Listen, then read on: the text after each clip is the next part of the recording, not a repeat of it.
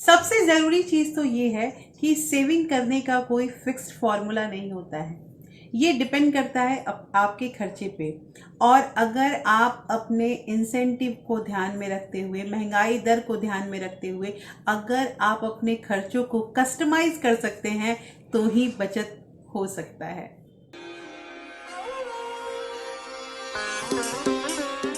Hello everyone, welcome back to my channel real life with Tuku. कैसे हैं आप लोग? आई होप आप बहुत अच्छे होंगे और सेहतमंद होंगे और आप लगातार मेरी वीडियो के साथ भी बने हुए होंगे। दोस्तों, आज की वीडियो जो है इसमें मैं 4 ऐसे इम्पॉर्टेंट बात बताने वाली हूँ जिसकी जानकारी होनी बहुत ज़रूरी है।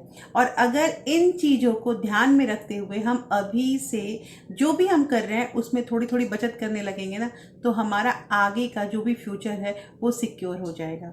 देखिए दोस्तों, ये 4 जो मैं बात बता रही हूँ जिसमें से सबसे इम्पॉर्टेंट जो पॉइंट है वो पहला पॉइंट ही है, जो मुझे लगता है कि इसकी जानकारी सभी को होनी चाहिए। और हम सब ये गलती करते हैं, हम सभी जो हैं इसमें गलती करते हैं और बाद में हमें पछतावा होता है ना कि हमने ऐसा क्यों किया।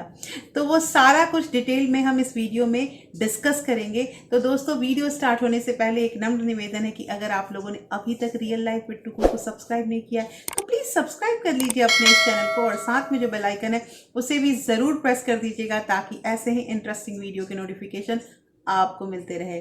दोस्तों, वीडियो पसंद आए तो एक लाइक ज़रूर कर दीजिएगा। तो चलिए स्टार्ट करते हैं वीडियो को। दोस्तों, सबसे बड़ा जो पॉइंट है और सबसे बड़ी चीज़ जो होती है ना, वो है बड़े खर्चों से बचें। देखिए, हर किसी की लाइफ में ना 2 बार, कम से कम 2 बार बड़ा खर्च होता ही है। पहला ये, अगर जब आप अपना मकान लेते हैं या फिर अपना घर बनवाते हैं या आप कहीं भी फ्लैट ही परचेज करते हैं, तो ये जो है ये सबसे बड़ा खर्च होता है। और दूसरा खर्च जो सबके लाइफ में होता है वो होता है अपने बच्चों की शादी। ये सबके साथ होता है और सब एक ना एक बार इस सिचुएशन से गुजर भी चुके होंगे। और कुछ ऐसे भी लोग होंगे जो इसकी तैयारी कर रहे होंगे, और कुछ लोग ऐसे भी होंगे जो इसके बारे में सोचे भी नहीं होंगे। तो दोस्तों, यहाँ पे मुझे कहना ये है कि इन दोनों खर्च से हमें बचना नहीं है। हमें क्या करना है ना, कि बहुत लोग क्या करते हैं कि जैसे अब उनको घर लेना है या उनको अपने बच्चों की शादी करनी है तो वो दिखावे में आ जाते हैं। देखिए, बात ऐसा है ना कि शादी ब्याह जो होती है, ये बहुत लोगों के मुंह से मैंने सुना है ना कि शादी ब्याह जो होती है वो एक ही बार तो होती है। एक ही बार होती है इसका मतलब ये नहीं होता है कि आप जो सालों साल से पैसे बचाए हुए हैं या जितने कष्ट से आपने उन पैसों को बचाया, उसको आप क्या एक बार में ही खर्च कर दीजिएगा। आपको बहुत ज़्यादा प्यार है अपने बच्चों के साथ, तो आप उन पैसों को उन्हीं बच्चों के नाम पे कर दीजिए, ये ज़्यादा अच्छा रहेगा। लेकिन आप खर्च करके क्या दिखाना चाहते हैं? पता है, आपको मैं एक सच्चाई से अवगत कराती हूँ। आप कितनी भी तैयारी कर लीजिए शादी की, कितना भी व्यंजन बनवा लीजिए या कितने भी अच्छे तोहफे दे दीजिए, वो बस एक रात के लिए होता है। और अगली सुबह होते होते लोग भूल जाते हैं कि उसने क्या किया था। फिर भी उसके 2 लोग शिकायत ही करते हुए मिलेंगे। तो एक बार बताइए कि फायदा क्या हुआ? फायदा कुछ भी नहीं हुआ। आप दिखावे में आपने अपने मेहनत की कमाई हुई जो भी आपकी पूंजी है उसको एक रात के लिए फूंक दिया।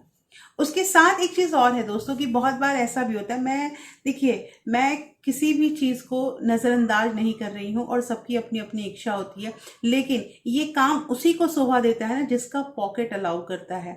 मैंने बहुत ऐसे माँ बाप को देखा है जो शादी करते हैं घर में और आफ्टर मैरिज वो कर्जे में डूब जाते हैं, वो परेशान हो जाते हैं। हाँ, वो अपने बाल बच्चे को नहीं बताएंगे कि हमें क्या कष्ट है क्या नहीं है, लेकिन वो परेशान हो जाते हैं कि अब इन कर्जों को कैसे अदा करें। तो इसमें कोई बहादुरी नहीं होती है कि आप कर्ज लेके अपना काम कर रहे हैं। लोगों को मैंने देखा है कि लोग 50,000 60,000 के कपड़े खरीदते हैं शादी के दिन, बस एक, मतलब मैं इतना कहूंगी कि 1 से 2 घंटे के लिए जो दूल्हे और दुल्हन का जो जोड़ा आता है, लोग इतने महंगे महंगे खरीदते हैं। अब शादी है तो खरीदनी ही होगी, लेकिन क्या वो 50,000 की जगह पे आप 10,000 या 12,000 के कपड़े नहीं खरीद सकते हैं? या उससे भी कम, अगर आपका पॉकेट अलाउ नहीं करता है तो उससे कम नहीं। आपने पहन लिया, आपकी शादी हो गई, उसके बाद उसे आप कितने मौकों में उस कपड़ों को पहनोगे? आप ज़्यादा खुश होगे तो एक दो बार और पहन लोगे। या बहुत लोग ऐसे होते हैं जो फिर शादी के कपड़े पहनने में भी उनके शर्म आने लगती है कि मैं कहाँ एक ही बार बार दुल्हन बन के जाऊँ या बार बार दूल्हा बन के जाऊँ।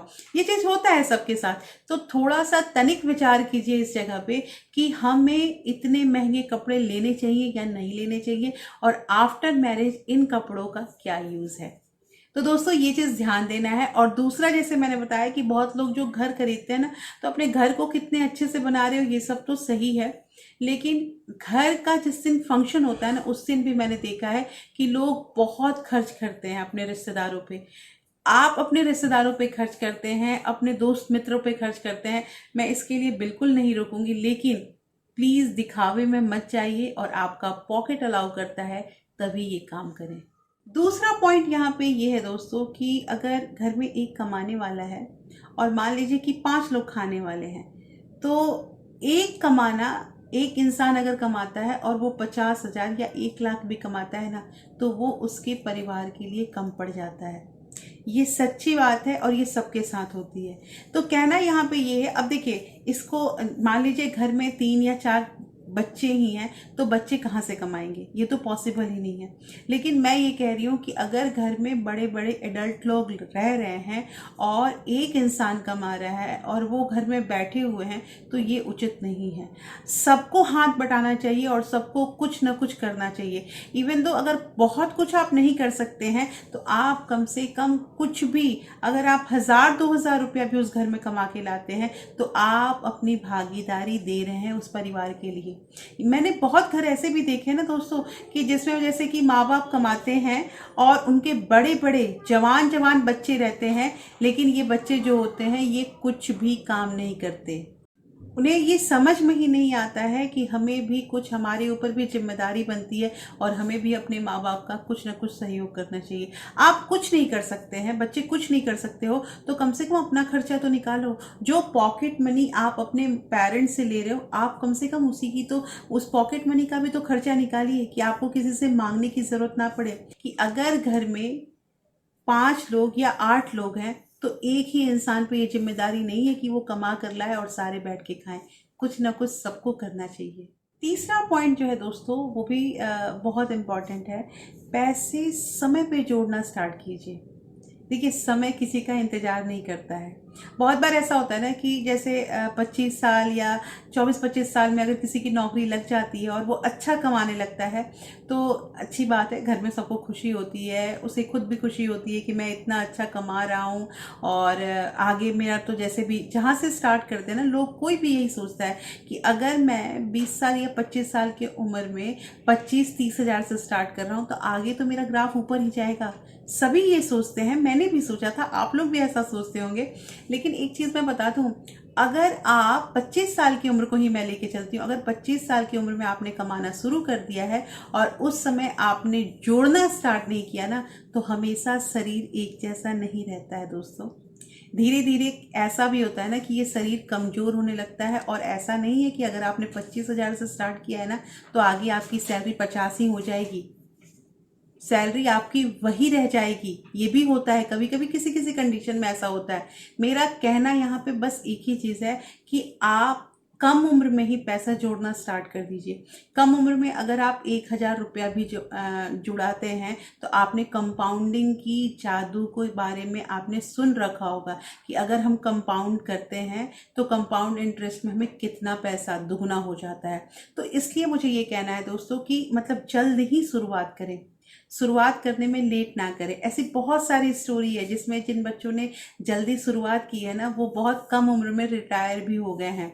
मतलब वो फाइनेंस फ्रीडम जो होता है उसको हासिल कर लिए हैं।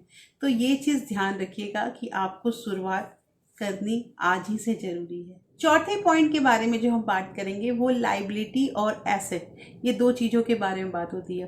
दोस्तों क्या होता है ना कि आजकल ना हम लोग लाइबिलिटी और एसेट में ना अंतर ही नहीं पकड़ पाते हैं कि क्या अंतर है।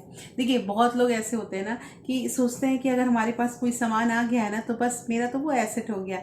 नहीं नहीं, पहले आप उसको समझिए कि एसेट क्या होता है और लाइबिलिटी क्या होती है, फिर से एक बार मैं बताऊंगी कि एसेट मीन्स संपत्ति आपकी क्या है और लाइबिलिटी जो होती है वो एक जिम्मेदारी होती है। फॉर एग्जाम्पल, अगर हम गाड़ी खरीद के लाते हैं, चाहे वो 4 पहिया हो या 2 पहिया हो, अगर हम गाड़ी खरीद के लाते हैं हम बहुत खुश होते हैं, हमारे पास गाड़ी हो गई, एक संपत्ति हो गई। पता है आपको, धीरे धीरे वो गाड़ी का वैल्यू कम होता जाता है। जितने में आपने गाड़ी खरीदी है, गाड़ी कभी भी आपकी उतनी ही रुपए में नहीं बिकती है दोस्तों। अब जैसे आप उसको शोरूम से लेके निकलोगे ना, उसकी वैल्यू जो होती है वो कम हो जाती है। तो कहना यहाँ पे ये है कि ये आपकी लाइबिलिटी हुई। और एसेट क्या हुआ? तो एसेट ये हुआ कि अगर आप किसी मकान को खरीदते हैं, कोई जमीन खरीदते हैं, तो वो आपका एसेट है, क्योंकि वो 1 साल 2 साल 5 साल बाद वो जो एसेट है वो आपको कुछ ना कुछ अच्छा रिटर्न करके ही देगा। सिमिलरली अगर आप सोने चांदी के बारे में बोले तो उसे भी मैं एसेट में ही शामिल करूंगी, वो लाइबिलिटी नहीं है। तो दोस्तों, इस चीज़ को पहले अंतर को समझिए कि लाइबिलिटी क्या होता है और एसेट क्या होता है। हम लोग क्या करते हैं ना, सोचते हैं कि हम एसेट ले रहे हैं और लाइबिलिटी अपने सर पे रखते जाते हैं और कर्ज के भार में डूबते जाते हैं। तो ये चीज़ नहीं करना है। तो दोस्तों, आज मैंने आपको 4 बहुत ही इम्पॉर्टेंट जो पॉइंट है वो बताए हैं, और ये अगर हम इस पे ध्यान देना तो हमारे बहुत सारे पैसे बचेंगे। पैसे तो बचाने हैं, लेकिन उसे कैसे कैसे बचाने हैं ये एक एक पॉइंट मैं आपको लगातार बता ही रही हूँ। और दोस्तों, जितना अच्छा अच्छा आप लोग कमेंट करते हैं, जो कमेंट मुझे रिसीव होता है, मैं सबका जवाब देती हूँ। तो आप लोग ऐसे ही अपना प्यार और साथ जो है वो बरकरार रखिएगा मेरे साथ। और फिर मैं मिलती हूँ ऐसे ही एक इंटरेस्टिंग और इन्फॉर्मेटिव वीडियो के साथ। तब तक अपना प्यार और सपोर्ट ऐसे ही बरकरार रखिएगा। Thank you, thanks for watching.